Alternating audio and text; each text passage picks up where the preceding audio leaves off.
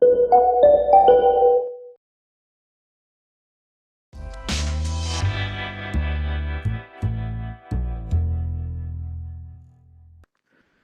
¿qué tal? Buenos días a todas y todos que están aquí atendiendo este curso de taller de la metodología para la elaboración de atlas de riesgos por fenómenos socioorganizativos. Pues me presento rápido, soy el ingeniero Salvador Espinosa, subdirector de Sistemas de Información sobre Riesgos, encargado de que pues, se mantenga en operación el sistema del Atlas Nacional de Riesgos. En mi participación les voy a explicar un poquito la parte de lo que es el Atlas Nacional de Riesgos. Si es que ya lo conocen, pues ahora sí que los invito a que lo sigan utilizando. Para quien no, pues vamos a ver un poquito la parte teórica de cómo está fundamentada, cuáles componentes tiene y un poquito explicarles el cómo es que ustedes tendrían que estar generando la información geográfica, ¿no? El curso está orientado a la parte de los fenómenos socioorganizativos, entonces les van a explicar más adelante cómo es que tienen que aplicar las metodologías para generar capas de información geográfica, pues que permita mostrar o visualizar en el Atlas información de este tema, ¿no? Entonces, la guía de contenido mínimo es parte fundamental de este curso también, para que también la revisen y ahí va a estar explicado cómo es que deben de estar aplicando la metodología. Entonces, pues voy a dar inicio a la presentación y igualmente en caso de que tengan alguna duda, la dejamos al final de mi participación. Y en caso de que tuvieran una duda ya más específica o a lo largo del curso, si gustan al final de que termine estos talleres, pues igual podemos dar una breve participación para que solventar algunas dudas o también pueden mandarnos al correo que les voy a dejar al final de esta presentación. Ujú. Entonces vamos a dar inicio a explicar un poquito qué es la guía de contenido mínimo. Dentro de la guía del contenido mínimo, tiene la finalidad de que se cuente con un atlas nacional de riesgos que tenga criterios homogéneos. Todos los atlas de riesgos deberán integrar los componentes mínimos que establece el reglamento de la Ley General de Protección Civil en su artículo 112, lo cuales consisten en sistema de información geográfica, mapas de peligro, mapas de susceptibilidad para el caso de inestabilidad de laderas u otro fenómeno, inventario de bienes expuestos, inventario de vulnerabilidades, mapas de riesgo y escenario de riesgos. Antes de elaborar cualquier atlas de riesgos, se deberá realizar una etapa de planeación, la cual tendrá como objetivo asegurar que cuenten con los componentes mínimos como se establece en esta guía. ¿Ok? También habla acerca de los componentes, que el atlas de riesgos se deberá integrar en una plataforma informática basada en el SIG, que este SIG contendrá los componentes que definen el artículo 112 del reglamento, como son los mapas de peligro, los que acabo de mencionar. Para todos los componentes del atlas de riesgo se deberá cumplir con lo siguiente. Se deben adjuntar los productos finales, los insumos que se hayan utilizado como sustento, incluyendo entre otros bases teóricas, experimentales, memorias de cálculo, bitácoras del proyecto y bases de datos de los sistemas expuestos. Describir en la memoria de cálculo los procedimientos utilizados para que puedan ser evaluados por un especialista externo al proyecto. Entonces, esto quiere decir que una vez que, en caso de que se encuentren desarrollando un atlas y obviamente desarrollen la parte de socioorganizativos, deben de adjuntar estos productos finales, los mapas generados, pero también estas memorias técnicas en las que se describe cómo es que hicieron la información, bajo qué términos, qué metodologías utilizaron, etcétera, ¿no? Todo esto tiene que venir incluido. También hay que incluir una lista completa y exhaustiva de las referencias consultadas, como tanto el planteamiento teórico de las funciones como para la definición de los parámetros y la información general de responsable del desarrollo, ¿no? El sistema de información geográfica debe de utilizarse capas de información de tipo geográfico compatibles con las bases de datos del Atlas Nacional de Riesgos, por lo que el formato se considera para la información referente al peligro, vulnerable y riesgo del tipo vectorial, que es el SHAPE. Pues es un formato muy universal el SHAPE, ya en dado caso de que nos entreguen, o si tienen también las capacidades de generar un propio visor, pues también está permitido, no pasa nada.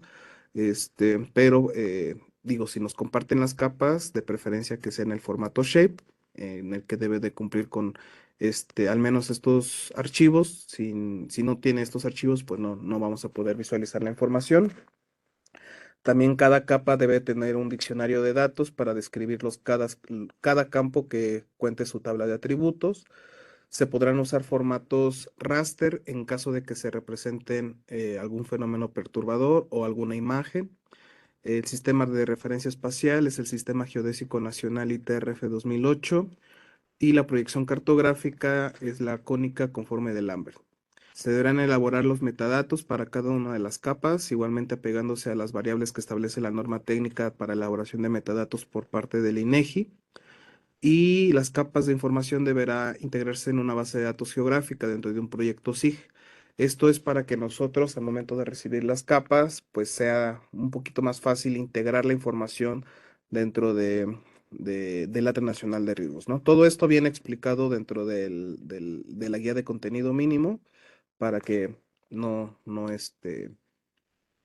digo, si existe alguna duda, también ahí lo van a poder consultar más a detalle. Entonces, el Atlas Nacional de Riesgos deberá integrarse con estos siguientes componentes. El sistema de información, que es la plataforma informática basada en sistemas de información geográfica, que está compuesta por bases de datos y herramientas para la visualización de escenarios, cálculos, análisis espaciales y temporales de riesgos y el uso de la información. Pues básicamente es el mapa que vemos, el que ya puede contar con diferentes herramientas para la visualización y el manejo de las diferentes capas. Como les repito, si no tienen las capacidades de elaborar este sistema de información, ustedes al momento de entregarnos la información geográfica, nosotros ya lo integramos al Atlas Nacional de Riesgos y el propio Atlas ya sería el sistema de información en donde ustedes van a poder consultar la información que nos compartan.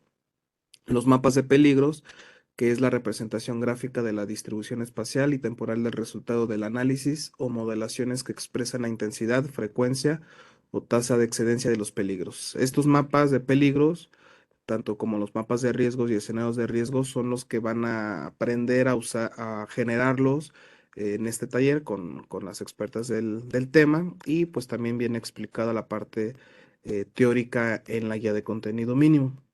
Se debe de contar con el mapa de susceptibilidad para el caso de laderas, el inventario de bienes expuestos, que generalmente estas son las bases de datos con el número de personas, edificaciones, infraestructura, actividad productiva, cultural, etcétera. Todo esto, pues, su mayoría viene por parte de INEGI y así como otras instituciones como el CONAVIO, como Lina, etcétera, ¿no?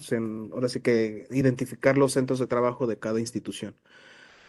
El inventario de vulnerabilidades también es una información relevante sobre la susceptibilidad de daño de los bienes expuestos y la capacidad de la sociedad para evitarlos y recuperarse ante su impacto, ¿no? Vamos a ver unos ejemplos más adelante para que se tenga un poquito más de idea.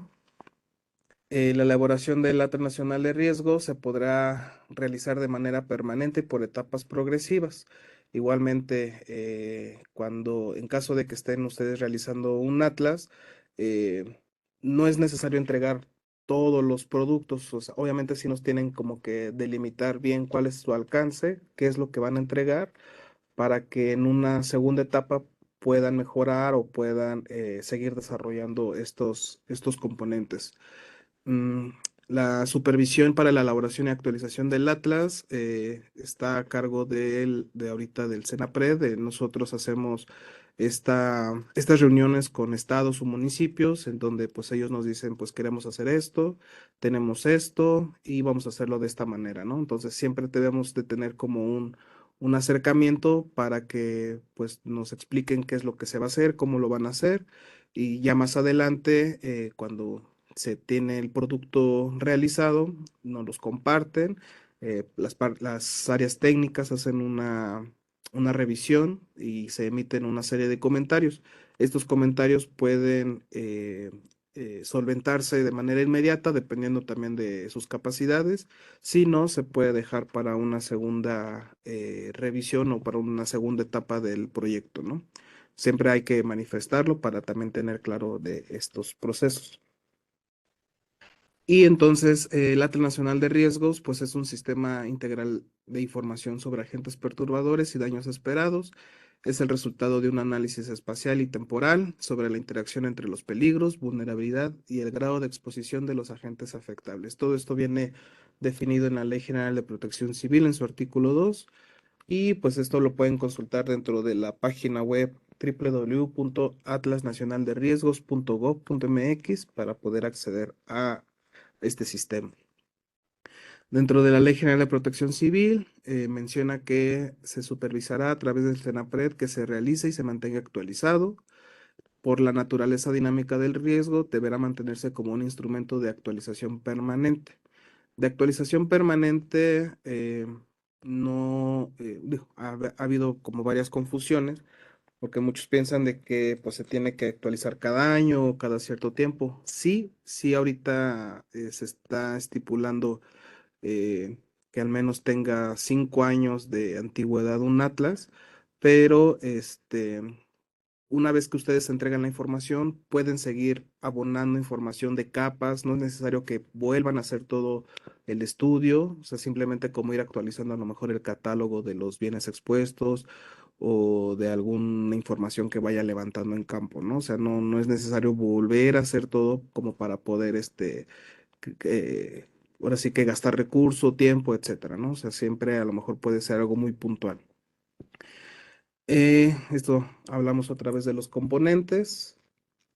Y pues bueno, la guía de contenido mínimo para la elaboración del Acta Nacional de Riesgos, como ya lo habíamos mencionado, es de observancia obligatoria para dependencias y entidades de la Administración Pública Federal que en el ámbito de sus atribuciones participen en coordinación con los 3 órdenes de gobierno en materia de protección civil y para aquellos que realicen el Atlas de Riesgos, conforme a lo establecido en la Ley General de Protección Civil y su reglamento. Entonces, dentro de la guía de contenido mínimo, van a poder encontrar estos diferentes temas y como pueden ver, sí incluye la parte de los fenómenos socioorganizativos, en donde les indican cómo elaborar la parte de peligro, vulnerabilidad y riesgo. Un pequeño evolución de cómo ha cambiado o se han integrado estas informaciones. En el año 2000 se definió la metodología del riesgo, se han elaborado diferentes publicaciones acerca de cómo generar información geográfica para los diferentes fenómenos. Se empezó a desarrollar el sistema del Atlas en 2008 con diferentes componentes, se ha ido evolucionando, se ha desarrollando para que ahorita tenemos más de 40 aplicaciones dinámicas dentro del sistema de la Nacional de Riesgos con pues diferente información de los diferentes fenómenos. Este libro de diagnóstico de peligros e identificación de riesgos fue un primer esfuerzo para integrar un atlas de riesgos. Tuvo como objetivo inducir una conciencia clara y precisa entre la población sobre los fenómenos perturbadores y sus consecuencias para lograr la transición hacia una cultura de prevención y autoprotección. Se han elaborado estos fascículos, estos guías básicas para elaboración de atlas estatales y municipales de peligros y riesgos para los fenómenos hidrometeorológicos, geológicos, químico-tecnológicos, etcétera, ¿no? Estos ya son más dedicados y a su vez se integró toda esta información para precisamente poder homologar diferentes conceptos, el evento, si es un evento, si es una amenaza, qué es el sistema expuesto, qué es la vulnerabilidad, y todo eso dentro de un conjunto de trabajo entre SEDATU, SENAPRED, CONAGUA y el Servicio Geológico Mexicano, se homologó todas estas metodologías para estimar el peligro, vulnerabilidad y riesgo que dio como tal la publicación de la guía de contenido mínimo del 2016, que sigue estando vigente y que hoy en día se están haciendo diferentes modificaciones para la actualización de esta guía. Entonces, ya se... ¿Está bien? Permítanme. Sí. Entonces, estas guías, hoy en día, las diferentes áreas de investigación están realizando estas actualizaciones. para poder mejorar un poquito la guía. No va a cambiar mucho, son cositas que se están agregando eh, de referente eh, a la parte de la tecnología, pero sí se están haciendo unas modificaciones y pues en cuanto se tengan ya la publicación de estas metodologías, pues igualmente se van a estar publicando, ¿no? Entonces, dentro de esta guía vamos a poder encontrar diferentes tipos de informaciones que se pueden ir generando a diferentes tipos, a niveles de escala.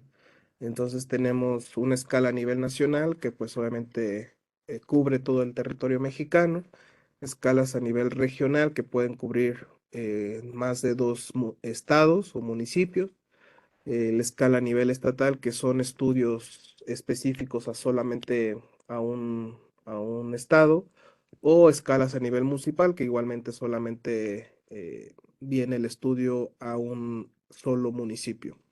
Entonces, esta información ustedes la pueden elaborar a estos diferentes niveles y pues no importa el nivel, se puede visualizar dentro del sistema. Entonces, ¿qué es la guía? La guía es una guía de observancia obligatoria para todas las dependencias y entidades de la Administración Pública Federal. Su objetivo es que el Atlas Nacional de Riesgos contenga criterios homogéneos para que todos los atlas de riesgos integren todos los elementos mínimos que establece el reglamento de la Ley General de Protección Civil. La guía establece por cada fenómeno perturbador definido en la Ley General de Protección Civil cómo se debe de estimar el peligro, la vulnerabilidad de los sistemas expuestos y el cálculo del riesgo. Se basa en las metodologías establecidas por el CENAPRED para la elaboración de atlas municipales y estatales de riesgos y cuenta con anexos técnicos de cada uno de los fenómenos perturbadores para la estimación de peligros, vulnerabilidades y riesgos, además de los insumos que se deben de considerar para la elaboración de los escenarios de peligros. Esta guía sirve principalmente para la homologación espacial, la homologación conceptual, que sea compatible con el Atlas, que permita la generación de instrumentos adecuados en las decisiones de la gestión integral de riesgos y ser más eficientes con los recursos. ¿Ok?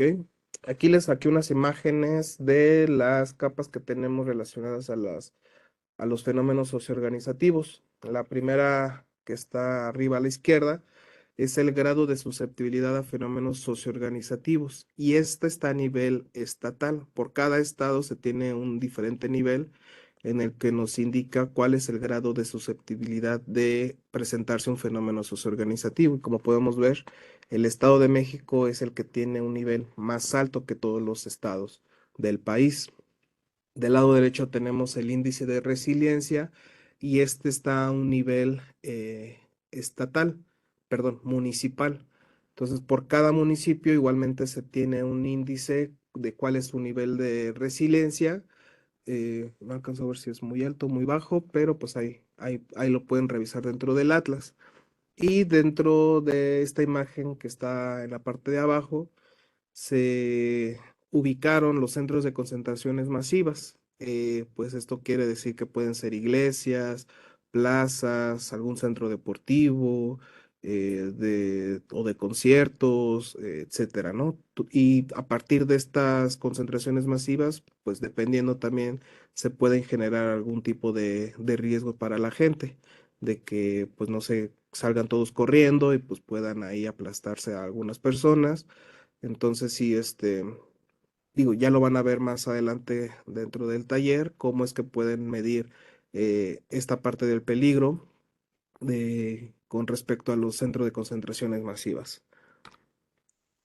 Ya en la parte de los fenómenos geológicos o hidrometeorológicos, tenemos eh, estos ejemplos de peligro por lluvias extremas, que en la parte izquierda podemos ver cómo es la presencia de lluvias tanto de muy baja hasta muy alta, dependiendo del color. Y del lado derecho tenemos el mapa de peligro por inundación, en donde podemos ver cómo es que se podría presentar un escenario de inundación en una cierta zona. Y quiero que vean la parte de la simbología. Del lado izquierdo, la simbología nos da ya un indicador si es muy bajo o muy alto, no nos da un índice, no nos dan un número para poder poder saber, ¿no? Ese número se convierte ya en un indicador si va de muy bajo a muy alto y pues es un poco más fácil de leerlo. En cambio, del lado derecho, podemos ver, esa es ¿cómo se llama? La altura de la inundación, que va desde los 0,05 centímetros hasta los 2 metros. Entonces, esto podemos ya también llevarlo hacia un indicador de muy bajo o muy alto, dependiendo de cómo se establezca, pero podemos mostrar de estas dos maneras la simbología y la información que estamos viendo en nuestro mapa. De la parte de los metadatos, pues lo que queremos también nosotros ver es el campo que pues viene, ¿no? ¿Qué tipo de fenómeno es? En este caso es una inundación fluvial. ¿De qué origen es? Es de un origen de un fenómeno hidrometeorológico. La intensidad del fenómeno es un tirante de inundación. Los detalles de este tirante es una inundación fluvial de tiempo de retorno de 50 años y de duración de 4 horas. ¿Qué es nivel de estudio? Es un peligro. Aquí es importante también que nos definan bien cuando una capa es peligro, cuando una capa es vulnerabilidad y cuando una capa es riesgo, ¿no? Porque luego dan a conocer de que la información es un riesgo, pero pues realmente se queda en peligro, que es solamente la presencia del fenómeno. Entonces ahí es cuando tienen las observaciones por parte de las áreas de investigación y pues literal les dicen no es un estudio de riesgo, entonces no podría ser considerado tu atlas como un atlas de riesgo si no me estás mostrando nada de riesgo, ¿no? Entonces sí tienen que tener cuidado con esta parte, qué es lo que están estudiando, qué es lo que están presentando como capa de información. También tener en cuenta la fuente, la metodología, su descripción, que sería la zona susceptible a inundación, qué unidad de intensidad utilizaron, la intensidad cuantitativa y la intensidad cualitativa, ¿no? Esto es lo que les mostraba en la imagen pasada. Podríamos decir que la parte cualitativa es del lado izquierdo y la parte cuantitativa es del lado derecho, ¿no? Es dependiendo de cómo muestran la información. Y sus observaciones, pues, qué es lo que, los detalles, un poquito más de detalles acerca del mapa. ¿Qué contiene los componentes del atlas de riesgos? Como ya lo habíamos platicado, la plataforma informática, que es como lo que integra todo, la parte de la visualización de la información, el inventario de los sistemas expuestos, los mapas de peligro, el inventario de vulnerabilidades y los mapas de riesgos y escenario de riesgo. La plataforma informática. Esta plataforma informática, como ya les mencioné, pues sí cuenta con diferentes componentes. Debes de contar con una base de datos, que esta base de datos también sea espacial, tienes que tener un desarrollo para poder visualizar pues toda la información, que tu servidor o que tu equipo pues soporte las visitas, las consultas, etcétera, ¿no? Entonces sí, la plataforma informática conlleva de varios componentes, pero pues es fundamental o es importante para que toda la información que se desarrolle, que se integre, pues pueda haber publicado dentro de un mapa interactivo, ¿no? Y como les menciono, si no se tienen estas capacidades, nosotros podemos albergar la información dentro del sistema del Atlas Nacional de Riesgos para que puedan visualizar su información. La cartografía base para la generación de un mapa de riesgos, pues es importante contar con los productos cartográficos, ya sea imágenes de satélite, vuelos con drones, imágenes de resolución de modelos digitales de elevación o los catálogos de los bienes expuestos. Ustedes van a estar como más enfocado a esta parte de los catálogos de los bienes expuestos, ya que la otra parte pues es para la generación de otro tipo de escenarios. Entonces, INEGI va a ser como su aliado, INEGI, CONAPO, con la parte de los números de población. Igualmente se encuentran aquí el catálogo de intensidades para los diferentes fenómenos y van a poder ustedes descargar y consultar la guía de contenido mínimo dentro de esta ruta, atlasnacionalderriesgos.gov.mx, diagonal archivo, diagonal descargas, y se tiene la primera opción de la descarga de la guía de contenido mínimo y abajo están los anexos que hacen referencia a la guía de contenido mínimo, ¿no? Igualmente Si no se aprenden la ruta, simplemente dentro de Google ponen Atlas Nacional de Riesgos, los va a llevar a al portal.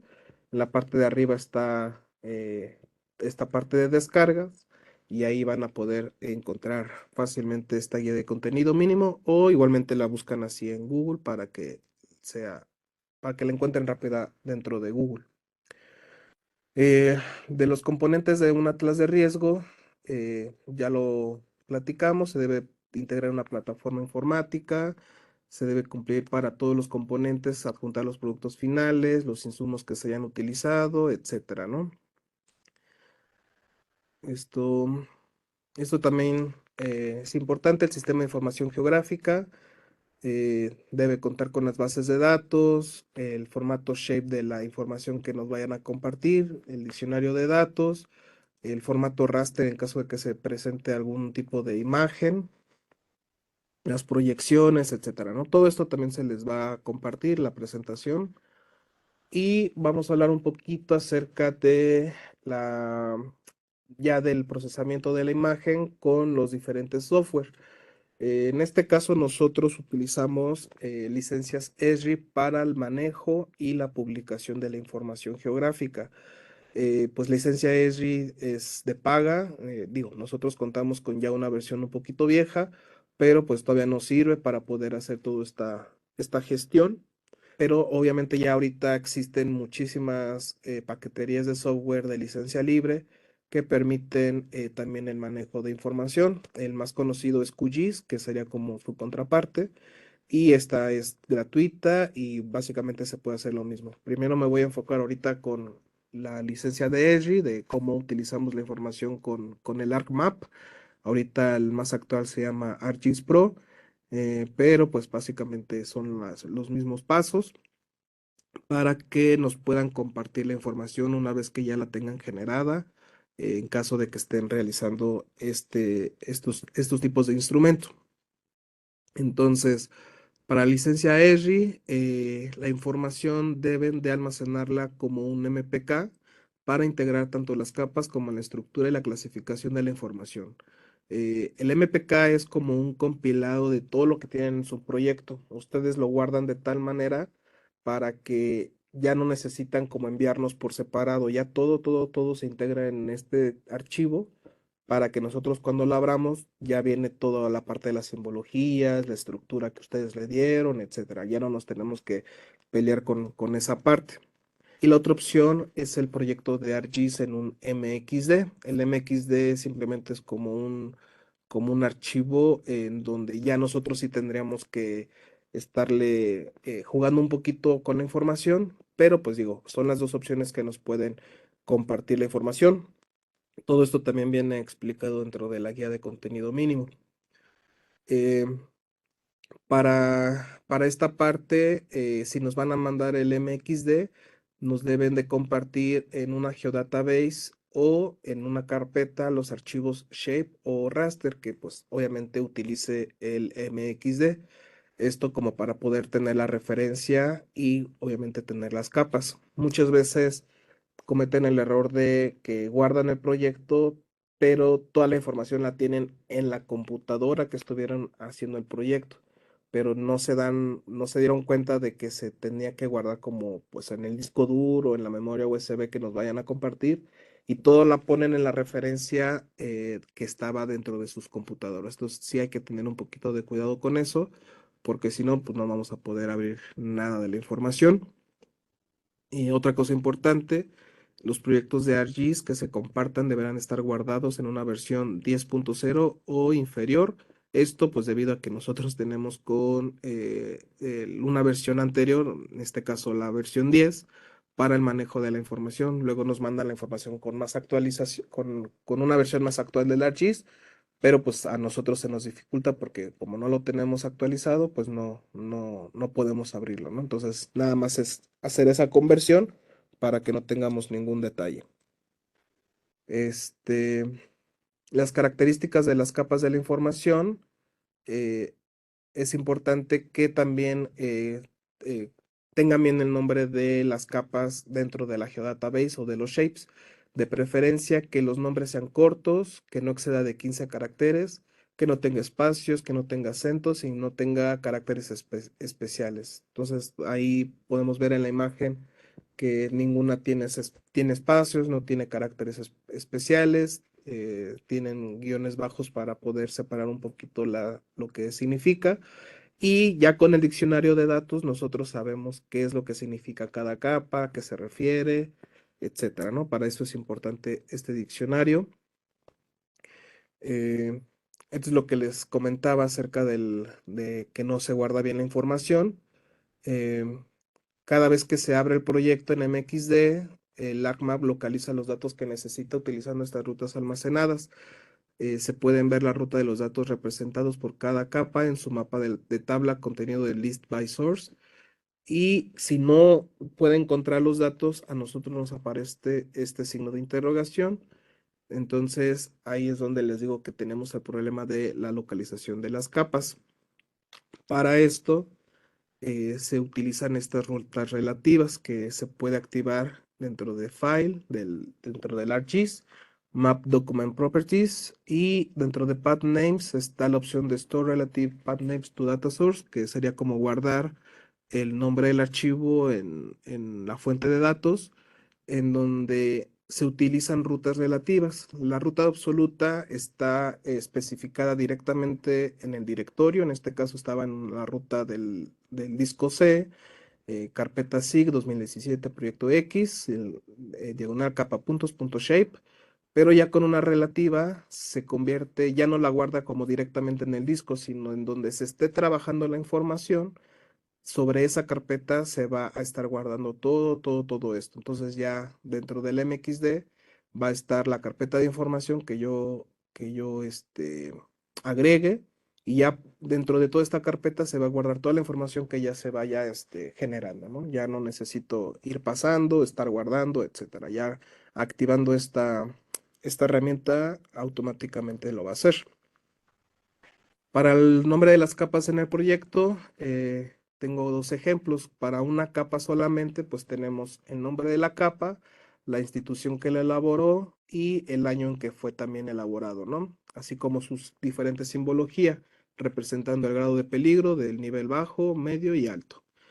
Cuando ya tengo un grupo de capas, en este caso tengo de casos de chikungunya para casos confirmados, igualmente del Senapred en 2016. Ya no es necesario hacer como, más bien podemos agrupar estas tres indicadores, tanto en hombres, mujeres como el total, en un mismo nombre. No es necesario crear un nombre y para totales, otro nombre para mujeres, ¿no? Podemos irlo estructurando de esta manera para pues evitarnos crear cada nombre para cada capa, ¿no? Podemos jugar con esas partes de agrupaciones.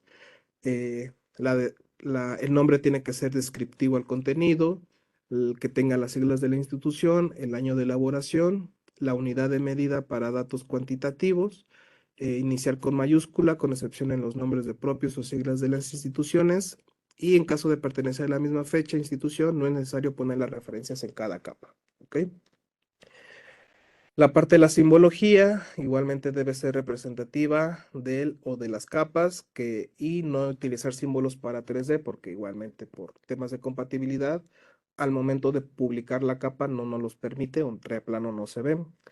En que la simbología no sea nativa de ArcGIS, se deberá mandar las imágenes correspondientes en formato PNG con un tamaño mínimo de 60 por 60 píxeles con profundidad de 32 bits, ¿no? En este caso ponemos a Lina que ellos nos mandaron sus propias simbologías bajo estas características, y así como ahorita lo ven, lo van a poder consultar dentro del Atlas. Si ustedes tienen una simbología propuesta que quieren que se vea de esa manera, simplemente nos pasan las características, las imágenes, y sin problema se puede agregar.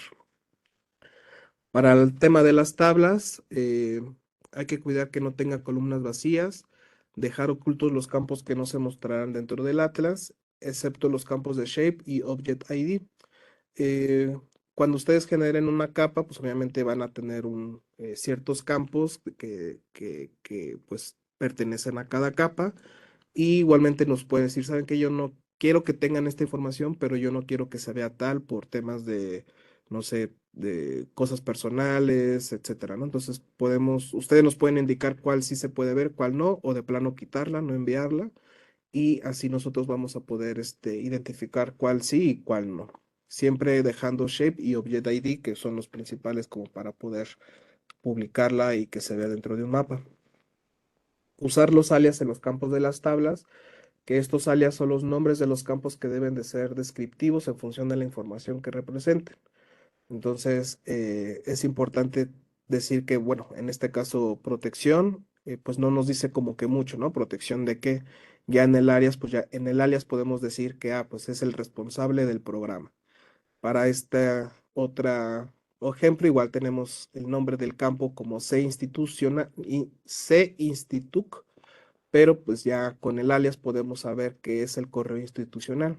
Entonces, ya poniendo los alias también nos permite saber de qué es lo que se está hablando el campo y pues obviamente a las personas que consultan la información también va a ser un poco más claro, que viene también esto en la parte del diccionario de los datos. En sistema de referencia eh, se tiene que usar el Sistema de Referencia Terrestre Internacional 2008 y la proyección cartográfica debe ser cónica conforme de Lambert bajo los siguientes parámetros que están aquí especificados.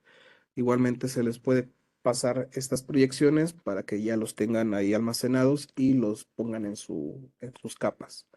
En caso de la licencia libre, QGIS es como les mencionaba anteriormente, es como el software más utilizado en la parte libre y básicamente todo lo que vimos hace rato lo pueden hacer con QGIS. En este caso, la información será entregada en formato shapefile. Considera las mismas condiciones para el nombrado de las capas. Guardar la información en el formato QGZ, que sería el equivalente al formato MXD en ArcGIS. O también se puede compartir el proyecto de QGIS en un GeoPackage, ¿no? Que sería como el MPK en este caso. Pero básicamente es lo mismo, los alias, las simbologías, el tema de los campos, el nombre, el almacenamiento de la información, es básicamente lo mismo. Y la estructura de los proyectos de QGIS y ArcGIS, en caso de que estén elaborando estos atlas, pues viene la parte de datos básicos y fundamentales, el tema de sistemas expuestos, estudios específicos y los agentes perturbadores, que dentro de los agentes perturbadores, pues ya estaría la parte de los socioorganizativos y toda la información que estén ahí generando. ¿Ok? Eh, este es el correo de la Subdirección de Sistemas de Información sobre Riesgos. Ahí por si tienen alguna duda muy en específico, que la guía, que la generación de la información. Si obviamente si es algo muy específico con la generación de la información de este tema, yo ya los canalizaría con el área responsable, pero si es la parte del SIG, con la parte de las proyecciones, toda la parte de la visualización, no duden en contactarnos. Cualquier duda, pues vamos a estar disponible. Se les va a pasar la presentación para que tengan también toda esta información. Como les comentaba, ahí tienen el correo. Cualquier cosa, mándenos un mensaje. Y pues espero que les sirva bastante este taller y lo ocupen para bien. Gracias.